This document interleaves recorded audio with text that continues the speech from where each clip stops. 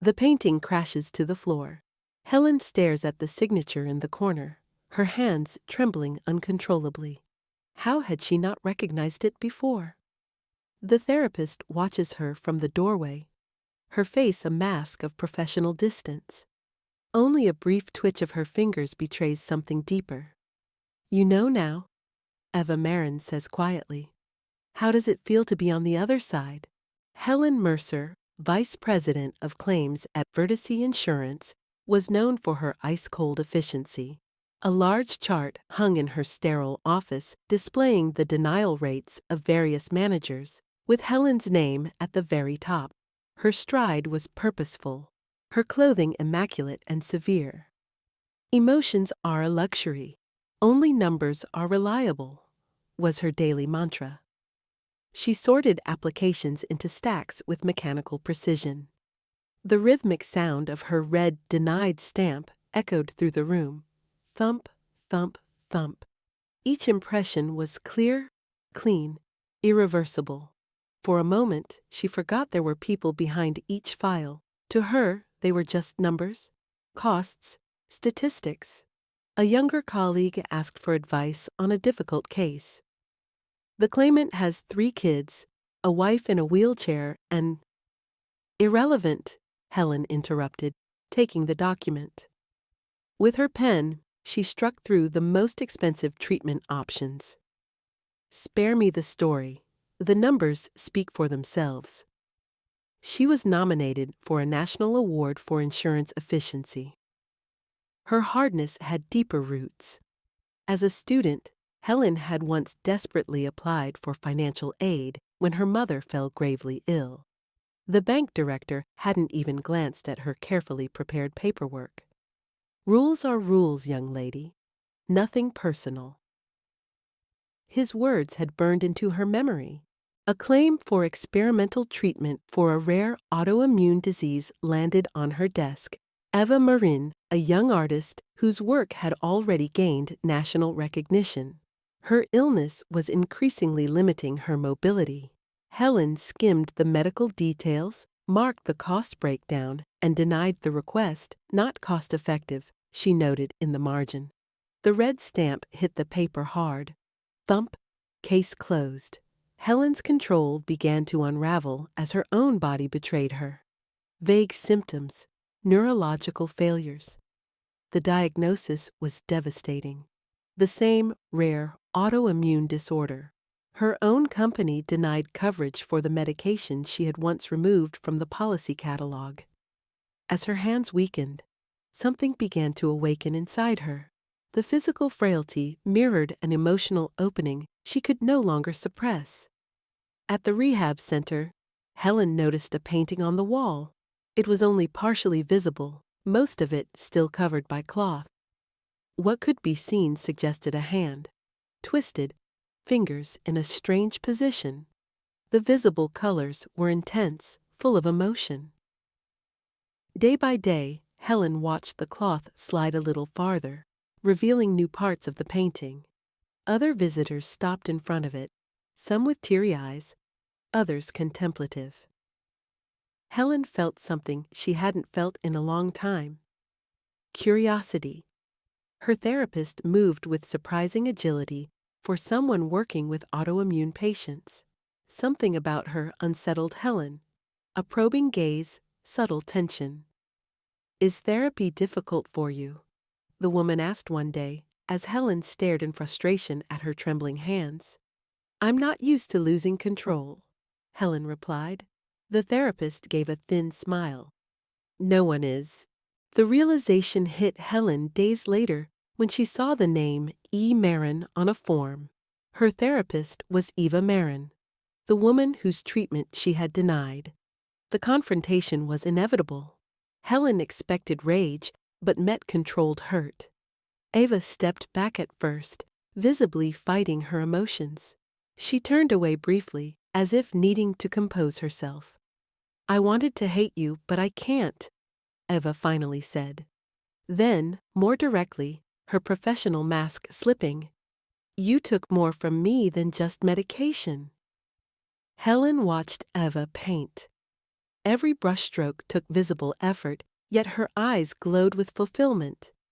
The painting was a metaphor, a damaged hand, held by a healthy one. That's what this is about, holding each other up when we're falling apart. During one therapy session, Helen fell, a moment of complete helplessness. Eva hesitated before lifting her former judge back up. That night, Helen was tormented by nightmares. No coherent narrative, just fragmented images, splintering fingers, reaching hands, sinking piles of paperwork. The pounding of her heartbeat, the rhythmic stamping, thump, thump, thump, that suddenly stopped like a heart ceasing to beat. Between the images appeared faces of previously denied patients, their files she had once closed. Helen wrestled with her transformation. There are rules, budgets, realities. She reflexively defended herself when Eva spoke of another patient needing similar treatment. Eva just looked at her, and Helen fell silent, ashamed of her own words. The turning point came when Helen read her own file and recognized a familiar chart, a statistic showing her personal denial rate. 63% of all applications for specialized treatments denied. A cold number, but below it, someone had handwritten a new column. Estimated cases with severe suffering, 217. And at the bottom, request for extended treatment, denied as not cost-effective. The clinical phrasing, the calculated detachment. It was an exact mirror of her own work. For the first time, she saw Eva's life clearly, not as a statistic, as a person who had suffered and endured. Back at Vertice Insurance, the CEO gave Helen an ultimatum: return to her old efficient self or resign.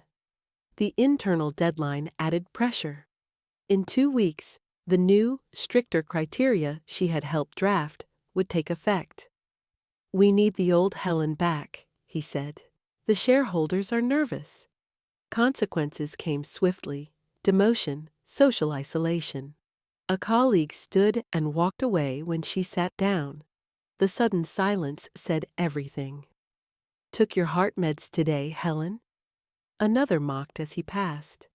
Her first attempt to personally call a patient failed. Her voice sounded different, softer, hesitant. The words no longer came as they once had. Precise, efficient, decisive. "Why do you care now? We were just numbers to you." The patient hung up before she could answer, but Helen persisted. Her office began to transform. Notes with patient names replaced case numbers. Plants appeared on the windowsill. Her handwriting grew softer, less jagged. In a board meeting, Helen interrupted a presentation on cost optimization with her personal testimony. Her hands shook, her voice cracked.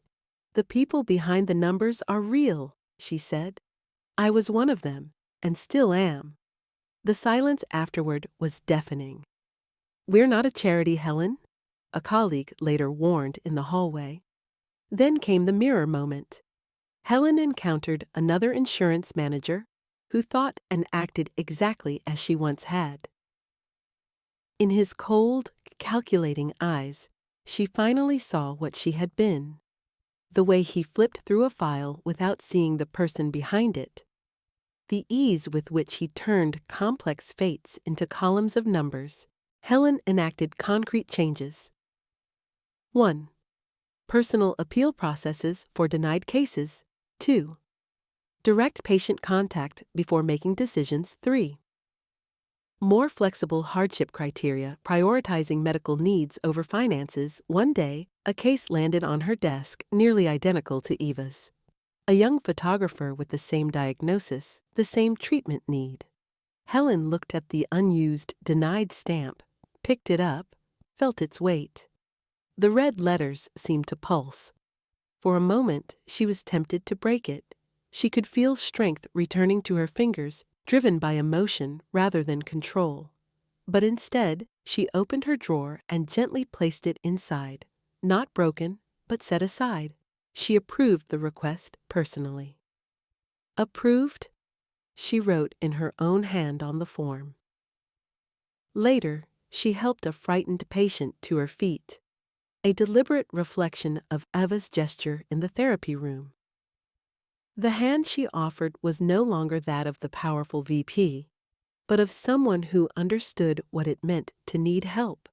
The handwritten thank you card she received touched something in her long-buried. Coverage, what a beautiful word, the patient had written. It means someone has your back. Helen's appearance changed.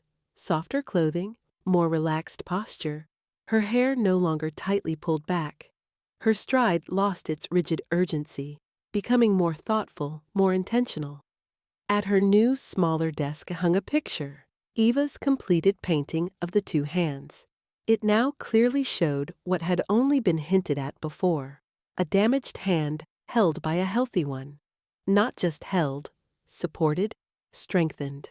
The composition spoke of a truth Helen finally understood. Everyone needs support sometimes. Helen sat silently in front of it, her hands resting on the frame. Suddenly, emotion overwhelmed her. All the feelings she had held back over the past months broke free. She collapsed, shoulders shaking, tears falling silently. It was not controlled, dignified grief, but a true breakdown, the final letting go of her old identity. When she rose again, she felt lighter. The painting made it clear that the healthy hand wasn't just holding the damaged one. It was lifting it. It wasn't an act of pity, but of connection. Below it, a small plaque read, "Coverage, in more ways than one."